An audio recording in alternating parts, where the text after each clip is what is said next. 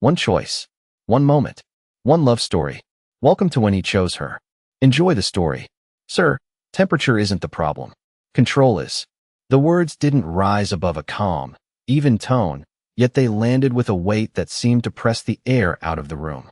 A second earlier, Ethan Caldwell's voice had been the loudest thing in the restaurant, sharp and cutting as he pushed his untouched coffee an inch across the white tablecloth, the porcelain scraping just enough to turn heads. He didn't look up at first, not when he spoke, not when people paused mid-conversation, not when the pianist in the corner hesitated on a note. He was used to that effect, used to rooms adjusting themselves around him, used to problems being solved before he even finished pointing them out. "I asked for hot coffee," he said, his tone measured but edged with irritation, the kind that suggested he wasn't used to repeating himself. Not lukewarm. His fingers tapped once against the table, expensive watch catching the soft amber light. Across from him, there was no one. There never was. Meetings happened elsewhere. Deals happened elsewhere. This was just a stop between decisions that moved markets. Clara Whitmore stood beside the table, not stiff, not nervous, just still. The kind of stillness that didn't beg for approval or rush to fix anything. Her uniform was simple, black and white, pressed but worn at the edges.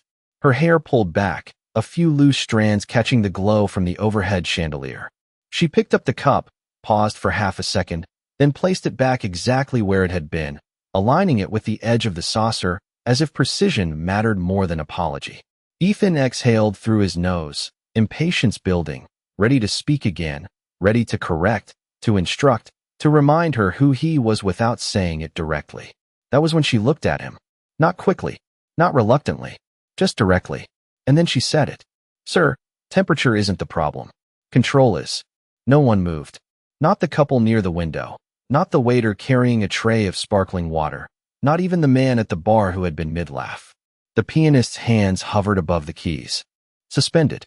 Silence didn't fall. It settled. Ethan's fingers stopped tapping. For a moment, it wasn't anger that crossed his face. It was confusion. Subtle. Barely there. Like something unfamiliar brushing past his thoughts and not finding a place to land. He finally looked up fully, eyes locking onto hers, expecting defiance, maybe fear, maybe regret. There was none, just clarity. It irritated him more than any raised voice could have. "Excuse me," he said, quieter now, but sharper. Clara didn't flinch. "I can bring you a hotter cup," she said, her voice returning to its professional rhythm, calm, almost gentle. "But it won't fix what you're actually upset about." A man at the next table shifted in his seat. Someone exhaled softly, as if realizing they had been holding their breath. Ethan leaned back slightly, studying her now, not dismissing, not ignoring. Assessing. He had built an empire on reading people, on spotting hesitation, weakness, leverage. This didn't fit any of those patterns. She wasn't challenging him. She wasn't trying to impress him. She wasn't even trying to win. She was simply stating something. That made it harder to dismiss. "You think you know what I'm upset about?" he asked, a faint edge of disbelief threading through his voice. Clara's lips curved, not into a smile, but something quieter. Understanding without invitation. "No," she said.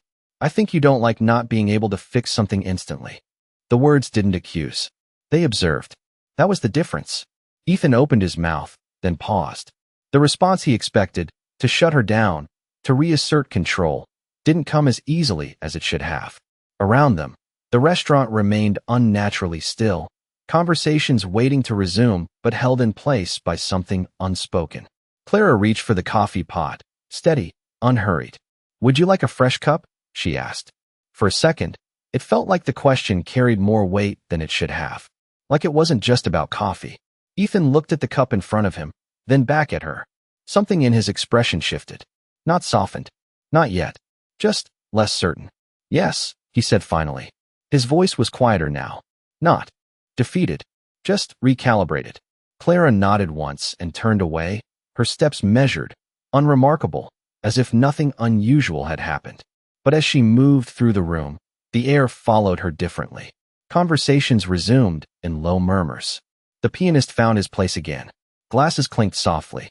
And Ethan Caldwell, who had spent years commanding rooms without effort, sat there staring at a cup of coffee that had never really been the problem, replaying a single sentence in his mind that, for the first time in a long time, he couldn't immediately solve.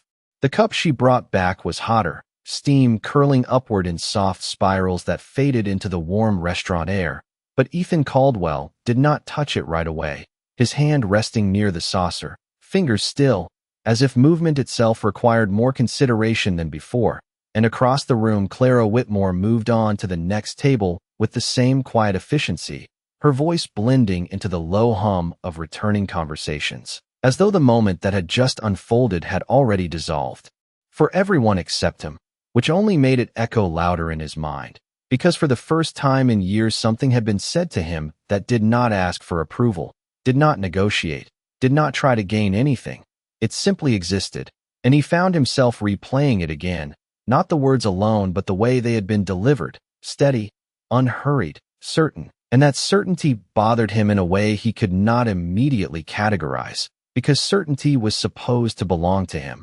It was supposed to be something he projected outward, not something directed at him from a waitress in a restaurant he barely remembered choosing.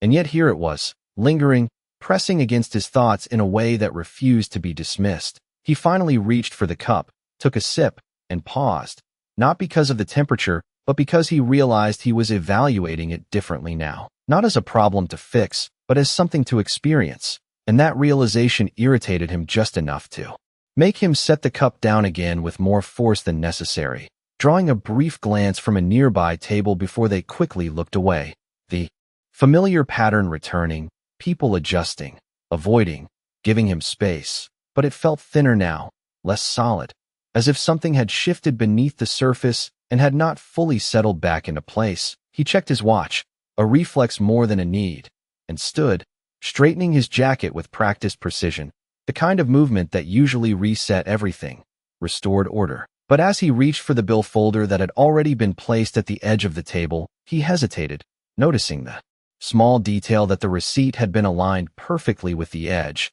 the pen placed exactly parallel, not careless, not rushed, just deliberate.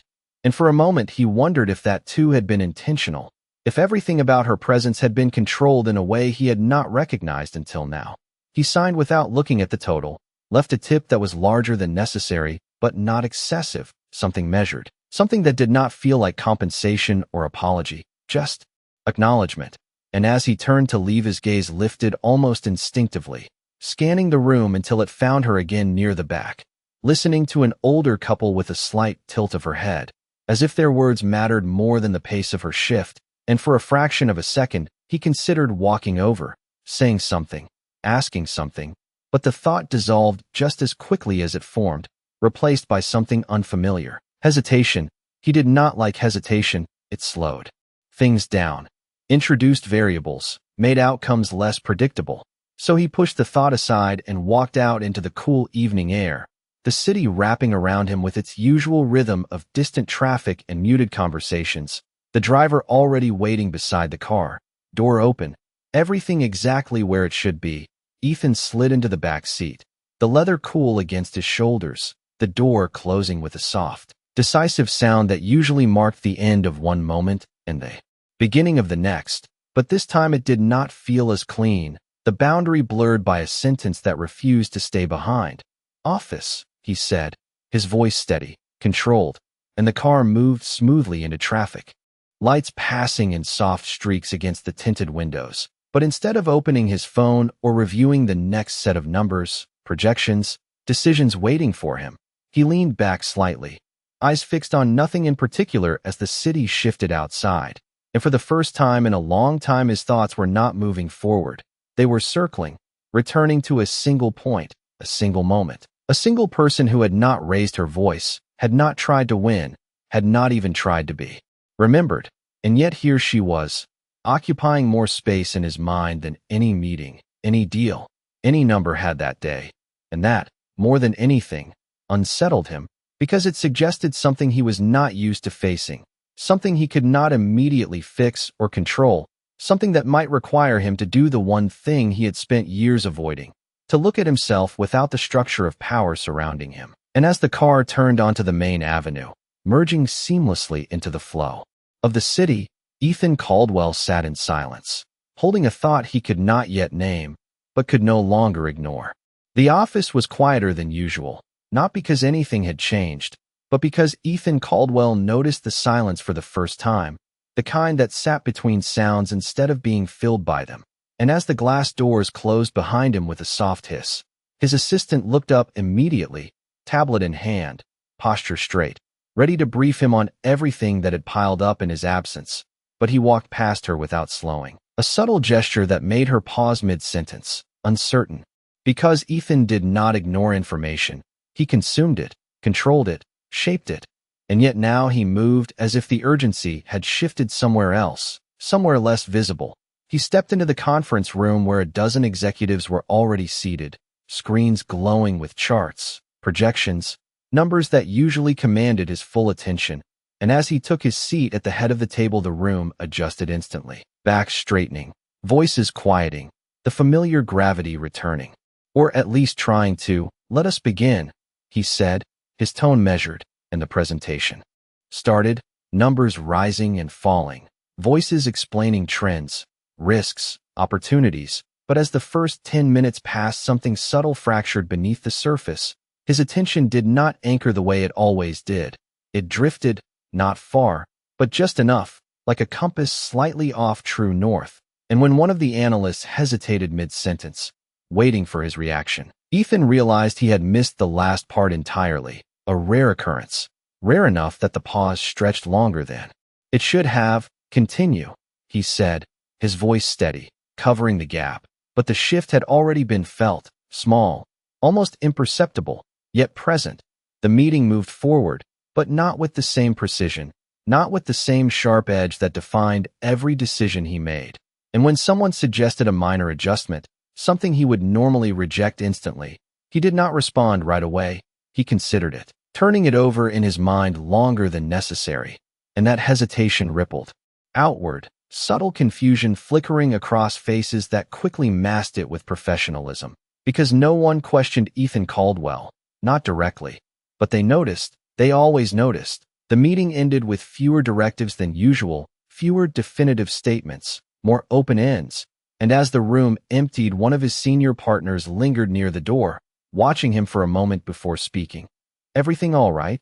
The question was careful, neutral, but it carried weight, because it was not about the business. Ethan did not look up immediately, his gaze resting on the screen that had already dimmed, reflecting his own image faintly back at him. Composed, controlled, unchanged on the surface. "Fine," he said, the answer automatic. And the partner nodded, accepting it because there was nothing else to do, leaving the room with the same quiet efficiency as everyone else, the door closing softly behind him. And for a moment Ethan remained still, the reflection on the dark screen holding his attention longer than it should have, as if he were trying to read something there that did not appear in numbers or data, something less defined, more personal. He exhaled slowly, stood, and moved back into his office. The city stretching out beyond the floor-to-ceiling windows, sharp lines of buildings cutting into the sky, everything in its place, everything structured, predictable, controllable. He reached for his phone, unlocked it, then paused, the instinct to fill the space with information, with movement, with decisions, met by a quieter impulse that held him still. And instead of opening emails or messages, he found himself staring at the blank screen for a second longer, replaying not just the words but the moment, the stillness, the way the room had reacted, the way he had reacted. And that was the part he could not fully account for, because it was not just what she had said, it was what it had done. It had interrupted a pattern he had not realized was so rigid. And that realization lingered as he finally placed the phone back on the desk, untouched, his gaze shifting to the city again, but not seeing it the same way, the edges softer somehow, less absolute.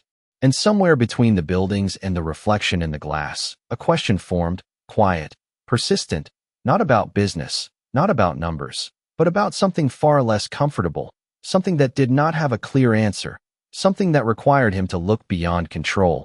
And that was not something Ethan Caldwell was used to doing. Yet as the afternoon stretched on and the light outside began to shift, he did not return to the usual rhythm. He remained slightly out of sync, as if one sentence had altered the tempo of everything that followed. and he could not quite find his way back to the version of himself that had walked into that restaurant earlier, certain, unchallenged, untouched, because now there was a crack in that certainty, small but undeniable, and it carried with it a quiet, persistent thought that refused to fade, not about the coffee, not about the service, but about the person who had stood across from him and seen something he had spent years making invisible. And as the city lights began to flicker on one by one, Ethan Caldwell remained at his desk, surrounded by everything he had built, yet thinking about something he could not control, and for the first time in a long time, he did not immediately try to. He did not plan to go back the next day, which was exactly why he found himself there, standing just outside the restaurant entrance with his hand hovering for half a second longer than necessary before pushing the door open, the soft chime announcing his arrival again. But this time the room did not shift as dramatically, or maybe he simply noticed the difference. The way conversations continued a second longer before quieting. The way the hostess smiled with the same professional warmth but without the subtle tension that usually followed his presence. And as he stepped inside, he told himself it was incidental, convenient, a place on the way, nothing more, but the thought did not fully settle, because he had taken a different route to get there, one that added exactly 12 minutes to his drive, a detail he registered and then chose not to examine too closely. "Table for one, Mr. Caldwell," the hostess asked, already reaching for a menu, and he nodded, his expression neutral. "Controlled, as always." "Yes," he said, his voice steady, and she led him to a table near the center of the room this time. Not tucked away, not isolated, a small change that he noticed immediately, the placement more exposed, more visible, as if the room itself was inviting him to be part of it rather than above it. He sat, adjusted his cuffs slightly, and for a moment his gaze moved across the space, searching without appearing to search, until it found her, Clara Whitmore, near the far side, balancing two plates with effortless precision, her movements the same as before, unhurried, intentional, and when she glanced up briefly, their eyes met for a fraction of a second before she looked away again, not avoiding, just continuing, and that small interaction, or lack of reaction, grounded something in him that he had not realized was unsettled. A server approached, different this time, a young man with a polite smile and a slightly nervous posture. "Good evening, sir. Can I start you with something to drink?" he asked, and Ethan paused, not because he did not know what he wanted, but because he was aware of the choice itself, the moment carrying more weight than it should have. "Coffee," he said finally, then added after a brief second. "Hot." The word almost automatic, but it landed differently now. The server nodded quickly and moved away, and Ethan leaned back slightly, exhaling in a way that felt less like control and more like release, subtle, almost imperceptible, but present. The room continued around him, conversations rising and falling, silverware clinking softly, the pianist returning with a gentle melody that filled the background without demanding attention, and for a moment he allowed himself to simply sit, not checking his phone, not reviewing anything, just observing, something he rarely did without purpose. Clara moved between tables, her presence consistent, steady, and he noticed details he had not before, the way she listened fully when someone spoke, the way she adjusted small things without drawing attention to them, the way she seemed to create a kind of calm that did not need to be announced, and it contrasted sharply with the environment he was used to, where everything was driven by urgency, by outcome, by control. The coffee arrived, placed carefully in front of him, steam rising again in soft curls, and he almost smiled at the familiarity of the moment. But this time he did not test it, did not push it away. He simply picked up the cup and took a sip, the temperature exactly as expected, but the reaction different, less critical, more present. "Is everything to your liking?" the server asked, and Ethan nodded once. "Yes," he said, and the word felt complete, not a placeholder, not a dismissal, just an answer. The server moved on, and a few minutes passed before Clara approached, not directly, but within range, checking on a nearby table, her voice low, steady, and when she finished and turned slightly, their proximity shifted the air again, not dramatically, but enough. Ethan set his cup down, the motion deliberate, and spoke before the moment could pass. "You are consistent," he said, his tone neutral, but there was something beneath it, something that suggested more than the words alone. Clara paused, not surprised, just attentive. "So are you," she replied. And there it was again, that balance, not challenging, not yielding, just meeting him where he stood. He tilted his head slightly, studying her. "I came back," he said, as if stating a fact that needed acknowledgement. Clara's expression remained composed, but there was a faint shift in her eyes, something like understanding. "I noticed," she said, and for a brief second the corner of her mouth lifted, not fully a smile, just enough to register. The moment held, quiet, unforced, and for the first time Ethan did not feel the need to fill it immediately. Instead, he let it exist, let the silence carry its own meaning, something he had spent years avoiding. And as the restaurant continued its steady rhythm around them, the distance between Billionaire and Waitress felt slightly less defined, not gone, not resolved, but altered, like the first step in a direction he had not planned to take, yet could no longer ignore. The moment did not break when she walked away. It stretched, lingering in the space she left behind as Ethan remained seated, his hand resting lightly against the edge of the table, his attention following her not with urgency, but with something quieter, something more deliberate. And for the first time, he did not feel the need to interrupt that feeling with action. Instead, he let it unfold, watched as she moved from one table to another, each interaction simple, efficient, yet somehow complete. As if nothing she did required excess, no wasted motion, no unnecessary words, just presence. And that word, presence, settled into his mind with an unfamiliar weight, because in his world everything was about projection, about influence, about shaping outcomes before they happened. But here, with her, nothing seemed forced, and that contrast pulled at him in a way he could not immediately define. He finished his coffee slowly, not out of habit, but because he was aware of the pace, aware of the way time felt different when he was not trying to control it. And when he finally set the cup down, he did not signal for the check right away, a small break in routine that would have been unthinkable just days before. Instead, he sat there, letting the room exist around him without demanding anything from it, until eventually Clara returned, not because he called for her, but because it was simply time. "Would you like anything else?" she asked, her tone the same, steady, neutral, but there was something beneath it now, something that acknowledged the shift without naming it. Ethan looked at her for a moment longer than necessary, not evaluating, not measuring, just observing. "No," he said, then added after a brief pause, "But I have a question." And that alone marked a change, because Ethan Caldwell did not ask questions without purpose, without direction, and yet this one felt different, less strategic, more personal. Clara tilted her head slightly, attentive but not expectant. "Go ahead," she said, and he exhaled softly, choosing his words with more care than he would have admitted. "Why did you say that?" he asked, and the room seemed to quiet again, not completely, but enough that the space between them felt more defined. Clara did not answer immediately. She considered the question, not as a challenge, but as something worth responding to honestly, because it was true. She said finally, and the simplicity of it landed harder than anything more elaborate could have.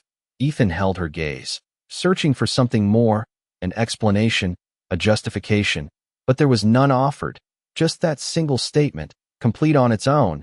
"You do not know me," he said, not defensive, just factual, and Clara nodded slightly, acknowledging the point without retreating from her own. "No," she said, "but I know patterns." And there it was again, that quiet precision, not claiming certainty about him as a person, but about behavior, about something broader, something he could not dismiss as easily. He leaned back slightly, processing that, the idea that he could be reduced, even partially, to something observable, something predictable, and instead of rejecting it outright, he found himself considering it, turning it over in his mind the way he would a complex problem. "And what pattern am I?" he asked, and for the first time there was a trace of something lighter in his tone, not quite humor, but close enough to soften the edge. Clara's eyes shifted briefly, as if weighing how much to say, then returned to him, steady. "Someone who thinks control keeps things from falling apart," she said, and the words did not accuse, they simply described. "And you disagree," he replied, his voice quieter now, more curious than confrontational. Clara shook her head slightly. No, she said. I think control works until it does not. And that pause at the end carried more meaning than the words themselves. Ethan let out a breath he had not realized he was holding, the tension in his shoulders easing just slightly, not enough to be obvious, but enough to be real. And for a moment neither of them spoke, the silence between them no longer heavy, just present, filled with something unspoken but understood. Clara glanced toward another table, the natural pull of her responsibilities returning, and he noticed the shift immediately, the way her attention divided without losing focus. I should get back, she said, and he nodded, not trying to stop her, not trying to extend the moment artificially. Of course, he replied, and as she turned to leave he added, almost without thinking, Clara, her name fitting into the space more naturally than he expected. She paused, looking back at him, and for a brief second there was something in her expression that softened, just enough to be noticed. Yes, she said, and he hesitated, not because he did not know what to say, but because he was not used to saying things without a clear outcome in mind. Thank you, he said finally, and the words were simple, but they carried a weight that went beyond the moment. Clara held his gaze for a second longer, then gave a small nod. You are welcome, she replied, and then she was gone, moving back into the rhythm of the restaurant, leaving Ethan seated there with something new, something unfamiliar, not a solution, not a strategy, but a shift, subtle yet undeniable. And as he reached for the bill this time, he realized that, for the first time in a long time, he was not just leaving a place, he was leaving changed in a way he could not yet fully explain. The rain started just as he stepped out, light at first, barely noticeable, against the city noise, but steady enough to blur the edges of everything. And Ethan Caldwell paused under the awning longer than necessary, not because he was avoiding the rain, but because he was delaying something else, something less tangible, the return to a world that now felt slightly out of alignment. His driver was already pulling up, precise as always, the door opening before he could reach for it. But instead of stepping in immediately, he glanced back through the glass, the restaurant warm and golden behind him, Clara moving between tables, unchanged, unaffected, as if the shift he felt belonged only to him. And for a moment he considered going back inside, saying something more, asking something clearer, but the thought lingered just long enough to reveal itself as unfamiliar, not hesitation, not uncertainty, something closer to restraint. And that realization followed him into the car as he finally sat down, the door closing softly, sealing him into the quiet space where his thoughts no longer had to compete with the outside world. Home, sir? The driver asked, and Ethan nodded, his voice steady. Yes, but as the car pulled away, merging into the slow rhythm of evening traffic, the word felt incomplete, as if it referred to a place that no longer held the same certainty it once did. The city passed by in reflections of light and shadow, buildings stretching upward, windows flickering on one by one, each one a contained world, controlled, structured, predictable, everything he had built his life around, and yet none of it held his attention the way it usually did. Instead, his mind returned to the conversation, not just the words, but the pauses, the silences, the way Clara had answered without needing to convince, without needing to win. And that difference unsettled him more than any confrontation ever had, because it removed the usual rules, the usual strategies. There was nothing to push against, nothing to dominate, only something to understand. And understanding required something he had spent years minimizing: patience. The car stopped at a red light, the city momentarily still around them, and Ethan's gaze shifted to the window, catching his reflection again, sharp, composed, unchanged on the surface, but beneath that there was something else now, a question that had not been there before. And as the light turned green and the car moved forward, he found himself doing something he rarely did without a clear objective. He began to think backward, not just to the restaurant, but further, to patterns, to decisions, to moments where control had felt necessary, essential even. And for the first time he allowed himself to consider whether those moments had shaped him more than he realized, whether control had become less of a tool and more of a default, something he applied even when it was not needed. And that thought lingered as they reached his building, the familiar structure rising above the street with quiet authority, the lobby pristine, silent, everything exactly as it should be. He stepped out of the car, nodded briefly to the doorman, and walked inside. The elevator already waiting, doors sliding open without delay, and as he stepped in, the mirror-lined walls reflected him from every angle, multiplying the image, reinforcing the consistency he had always relied on. But tonight the reflections felt different, not inaccurate, just incomplete, as if they showed only part of the picture. The elevator ascended smoothly, numbers lighting up one by one, each floor passing with mechanical precision, and yet time felt less defined, stretching slightly between moments, giving space for thoughts he would normally dismiss. And when the doors opened to his penthouse, the quiet that greeted him was deeper than usual, not just the absence of sound, but the absence of distraction. He walked in, set his keys down with deliberate care, and for a moment he simply stood there. The city spread out beyond the windows, lights scattered across the skyline like a map he had memorized, and still, something felt unresolved. He moved to the kitchen, poured a glass of water, took a sip, then set it down without finishing, the action incomplete, mirroring the feeling he could not quite name. And instead of reaching for his phone or turning on the television, he walked toward the window, resting his hand lightly against the cool glass, looking out at the city that had always felt like an extension of himself. And for the first time it did not feel entirely within his reach, not because it had changed, but because he had, even if only slightly, even if only enough to notice.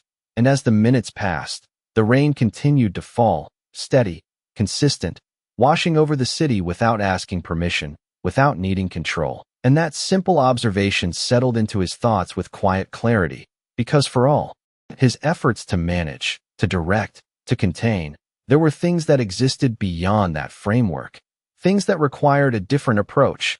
And somewhere between the reflection in the glass and the rhythm of the rain, Ethan Caldwell stood in a space he had not occupied in years, not as the one directing the outcome, but as someone willing, for the first time, to let something unfold without forcing it. And though the feeling was unfamiliar, it was not unwelcome, just new. And as he remained there, watching the city breathe in its own time, a quiet realization took shape, not fully formed, not yet actionable, but present, that the next move he made might not be about control at all, but about understanding. And that possibility, subtle as it was, changed everything that came after. He did not sleep much that night, not because he could not, but because his mind refused to settle into its usual patterns, the kind that filed thoughts neatly away and replaced them with plans, projections, decisions. But this time the thoughts lingered, slower, less structured, and when morning light filtered through the glass walls of his penthouse, soft and steady, he was already awake, standing near the window with a cup of coffee he had made himself, something he rarely did, not out of necessity but out of choice, and the difference mattered more than he expected. He took a sip, noticing the temperature without judging it, noticing the taste without adjusting it, and for a brief moment he almost smiled at the simplicity of it, the absence of correction, the absence of control.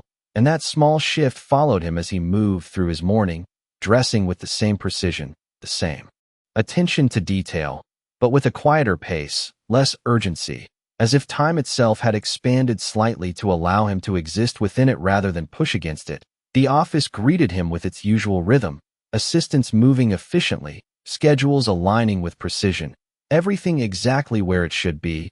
But today he noticed the spaces between those movements, the brief pauses, the subtle hesitations, the human elements he had previously filtered out as irrelevant. And during the first meeting of the day, when a junior analyst stumbled over a presentation, his instinct to interrupt, to correct, to take control rose quickly, familiar and automatic. But this time he stopped, just for a second, long enough to let the analyst finish, long enough to see what would happen if he did not intervene. And the result was not perfect, not as efficient as it could have been, but it was complete. And that completeness carried a different kind of value, one he had not prioritized before. The room shifted slightly, subtle glances exchanged, not because anything dramatic had occurred, but because something small had changed, something that altered the expectation of how he would respond. And as the day progressed, those small changes accumulated, moments where he chose not to control, not to dominate, but to observe, to listen, to allow. And each one felt unfamiliar, slightly uncomfortable, but not wrong. And somewhere in the middle of that shift, Clara Whitmore remained present in his thoughts, not as a distraction, but as a reference point, a quiet standard he measured these changes against, not because she had told him to change, but because she had shown him something he could no longer ignore. By late afternoon, the weight of the day felt different, less like a series of battles to win and more like a series of moments to move through. And when the final meeting ended, he did not linger to review every detail, did not push for one more adjustment. Instead, he stood, gathered his things, and left with a sense of completion that did not rely on perfection. The driver was waiting as always, the car door opening with quiet precision. But as he stepped inside, he did not give the usual direction immediately, the pause lasting just long enough to be noticed. "Where to, sir?" the driver asked, and Ethan looked out at the city, the late afternoon light casting long shadows across the streets, people moving with purpose, with rhythm, with lives that did not revolve around his decisions. And for a moment, he considered going home, returning to the controlled quiet of his penthouse. But the thought did not hold. It felt incomplete, like stopping a sentence halfway through. "Take me back," he said finally, his voice steady but carrying something new, something less certain and more intentional. The driver nodded, adjusting the route without question, and as the car moved through the city, Ethan did not fill the silence with calls or messages. He let it remain, let the anticipation build in a way he was not used to, not the anticipation of a deal closing or a decision being made, but something simpler, more personal. And when the restaurant came into view, familiar, yet different, he felt a shift again, not dramatic, just enough to register. The door opened, the same soft chime marking his arrival, and this time the room did not freeze, did not adjust in the same way. Or perhaps he was no longer looking for that reaction. Instead, his focus moved directly to her, Clara Whitmore, standing near the center, speaking softly to a table, her presence unchanged, grounded. And as she glanced up and saw him, there was a brief pause, not of surprise, but of recognition, and something else, something that suggested she understood why he had returned, even before he did. And as he walked toward his table, the distance between them felt different again, not smaller, not larger, just clearer, as if each step carried meaning he had not yet fully defined. And when he sat down, he did not reach for the menu, did not signal for service, he simply waited, something he had spent years avoiding. And in that waiting there was a quiet acceptance that whatever came next would not be something he controlled, but something he experienced, and for the first time, that felt like enough. She did not come to his table immediately, and this time he noticed the delay.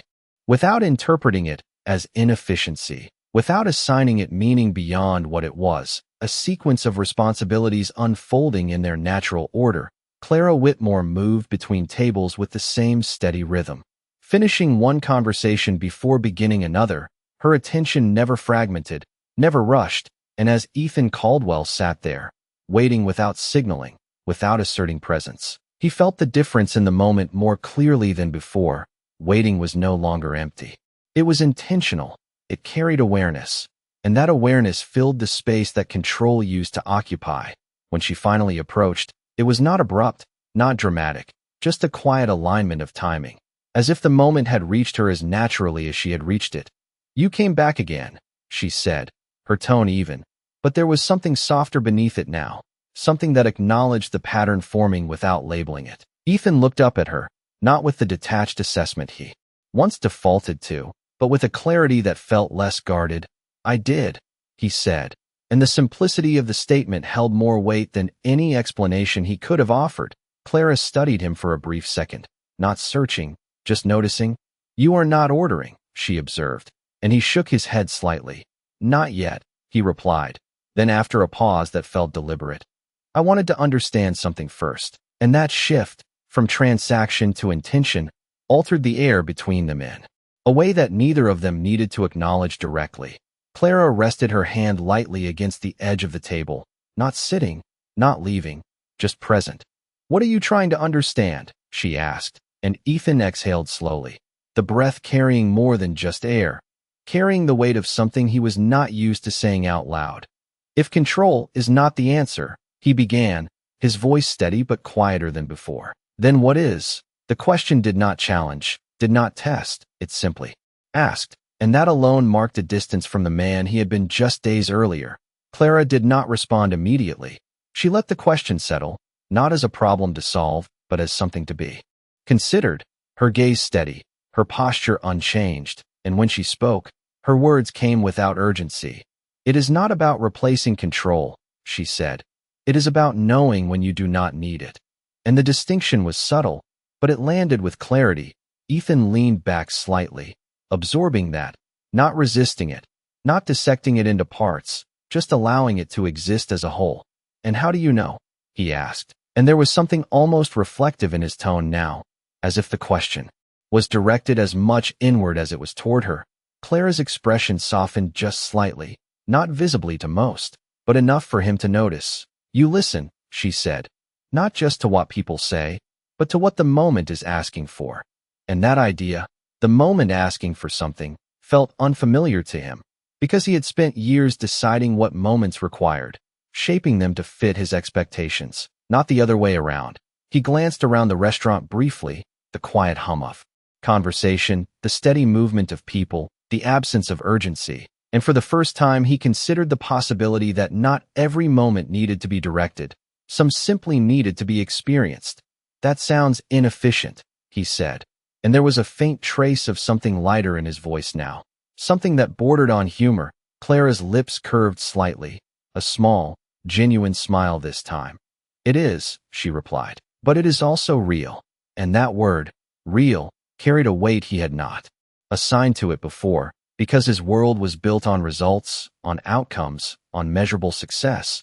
But real did not fit neatly into those categories. It existed outside of them. And that realization shifted something deeper, something less defined, but more significant. The conversation paused, not because it ended, but because it reached a point where words were no longer necessary. And in that pause there was no discomfort, no need to fill the silence, just a shared understanding that did not require explanation. Clara straightened slightly, the natural pull of her responsibilities returning, but before she stepped away, Ethan spoke again, his voice quieter, more certain in a different way. "Stay," he said, not as a command, not as an expectation, but as a request, simple, unguarded. Clara looked at him for a moment, and in that moment there was a shift, not in power, but in connection, something that moved beyond roles, beyond titles, beyond expectations, and she considered it, not quickly, not automatically, but genuinely. "For a minute," she said, and then she pulled out the chair across from him and sat down. The movement small, almost insignificant to anyone else in the room, but to Ethan it marked something far more meaningful than any agreement he had ever signed, because this was not negotiated, not structured, not controlled. It simply happened, and as they sat there, the restaurant continuing around them, unchanged yet somehow different, the distance that had once defined them no longer felt like a barrier, but like something that had been quietly crossed, one moment at a time. Time did not rush after that moment. It softened, stretching quietly around them as Clara sat across from Ethan Caldwell, not as a server fulfilling a role, but as a person choosing to stay. And that choice carried a weight neither of them tried to define out loud. The restaurant continued its steady rhythm, glasses clinking, conversations rising and falling, the pianist easing into a slower melody that seemed to match the shift in the air. And for a while they did not speak, not because there was nothing to say, but because the silence itself had become enough, something neither of them needed to interrupt. Ethan rested his hands lightly on the table, not tapping, not signaling, just present, and for the first time in a long time, he did not feel the need to direct what came next. He simply allowed it to arrive. "You are different today," Clara said eventually, her voice soft but clear, not as an observation meant to impress, just something she noticed, and Ethan let out a small breath, something close to a quiet laugh, but without sound. "I am trying to be," he replied, and the honesty in that sentence settled between them with a calm certainty. Clara studied him for a moment, not searching for flaws, not testing the truth, just recognizing the effort behind it. "Most people do not try," she said, and there was no judgment in her tone, only fact. Ethan nodded slightly, his gaze steady. "Most people are not told they need to," he answered, And for a brief second something in her expression shifted, a faint warmth, as if she understood more than he had said. The conversation moved slowly, not forced, not structured, drifting between small observations and quiet reflections, each word carrying meaning because it was chosen, not because it was necessary. And as the minutes passed, the space between them changed again, not in distance, but in depth, the roles that once defined them fading into the background, replaced by something simpler, something more human. "Do you ever leave this place?" Ethan asked after a while, the question casual on the surface but carrying a deeper curiosity beneath it. Clara's lips curved slightly, a hint of amusement in her eyes. "Sometimes," she said, "when the moment asks for it." And the way she echoed her own earlier words did not go unnoticed. Ethan leaned back slightly, considering that, then nodded. "Then maybe this is one of those moments," he said, not as a demand, not as an expectation, but as an invitation, simple and unguarded. Clara held his gaze, the pause stretching just long enough to matter. And then she stood, not abruptly, not reluctantly, just with quiet decision. "Give me 10 minutes, she said. And the words carried a finality that did not need explanation. Ethan watched her walk away, not with anticipation that rushed ahead, but with a calm that settled into place. And for once, 10 minutes did not feel like time to be managed. It felt like time to be lived. When she returned, her uniform replaced by a simple coat, her hair loosened slightly, the shift subtle but unmistakable. He stood without thinking, a small gesture that felt natural rather than calculated. And together they stepped out into the evening, the air cooler now, the city alive in its own quiet way, lights reflecting off the pavement, people moving without noticing them. And for a moment they simply stood there, side by side, neither leading, neither following, just existing in the same space without needing to define it. "Where to?" Ethan asked, the question open, unstructured, and Clara glanced down the street, then back at him, a small smile forming. "Let us find out," she said, and they began to walk, not toward a destination, but into something undefined, something unplanned. And as the distance between the restaurant and the rest of the city faded behind them, the boundaries that once separated them no longer held the same meaning, because what had started as a single sentence had become something far more significant. Not a lesson imposed, not a change demanded, but a connection formed in quiet moments, in honest words, in the willingness to see and be seen without the weight of expectation. And as they moved through the city together, the rhythm of their steps aligning without effort, Ethan Caldwell realized something he had never considered before, that not everything valuable needed to be controlled. Some things only needed to be recognized. And beside him, Clara Whitmore walked with the same calm presence she had always carried. But now it was shared, no longer separate, no longer distant. Just two people moving forward without needing to decide exactly where they would end up, because for the first time, the direction itself felt right. And in that quiet certainty, something simple and undeniable took shape between them, not announced, not declared, but felt, steady and real. The beginning of something neither of them had planned, yet both had chosen, one moment at a time. If this story touched you, do not forget to like and share it with someone who needs to hear it, and share with us where you are watching from. Stories like this remind us what truly matters. Subscribe to When He Chose Her channel for more powerful, emotional storytelling that stays with you long after the video ends.